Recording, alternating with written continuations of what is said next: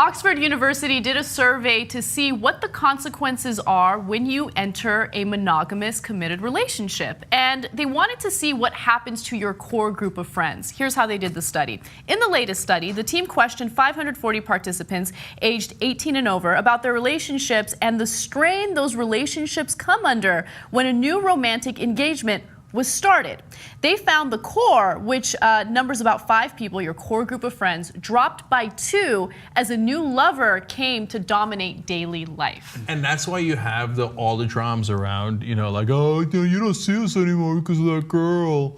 Yes. Right? Yeah. Which is actually, it turns out, literally true. Mm-hmm. Your suspicions were well-founded. And that's why you have stupid sayings like, oh, bros before hoes. Because they know that's not what's going to happen, that they're going to fall by the wayside. So they're trying to fight back against that. Yeah, time is a precious commodity. And the reality is when you do enter a relationship, you kind of have to, reset your priorities a little, figure out how you're, I know, it sucks. It's a really, really terrible situation. So I was always really good about staying close to my friends, my core group of friends, even when I was in a relationship.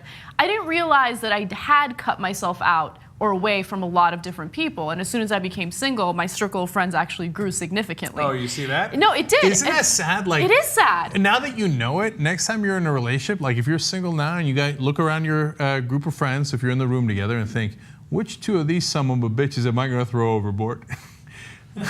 Okay, because it happens. You think that's bad. Now, this study didn't talk about it. Wait till you have kids, okay? Because then you got your time is so much more limited because they're not just 2 other people in the room. I got 2 kids, right? But they're people that take up a tremendous amount of time. So then you're like, all right, there goes Bob. He's overboard, and and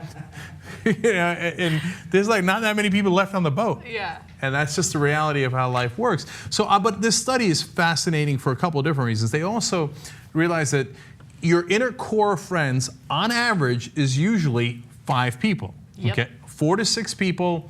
So obviously 5 is the average there. And then as far as Facebook friends, your peripheral group of friends, it cannot be over 150. And this is not the only study that says that. Now, on average, it turns out on Facebook it's about 120 to 130, right? But 150 is where you max out. Other studies have also indicated that on the corporate level, at business, you can't manage more than 150 people. Isn't that really interesting that humans, for whatever reason, have this almost intrinsic max built into our system? Yeah, it's all about timing, though. It's all about time. I mean, think about it. If you want to build real relationships, you have to spend a considerable amount of time with those people. You have conversations, you go out to dinner, you experience life with them. And if you don't have those experiences with them, well, then they're just acquaintances and nothing more. So it's difficult to have more than 5 core friends. I mean, honestly, I think about it right now, I probably have that amount. And sometimes it's kind of hard to bring in a different person in our circle because you feel like you're maxed out. You feel like you just don't have time to do it. And then you feel like a bad person because you're a half-assed friend.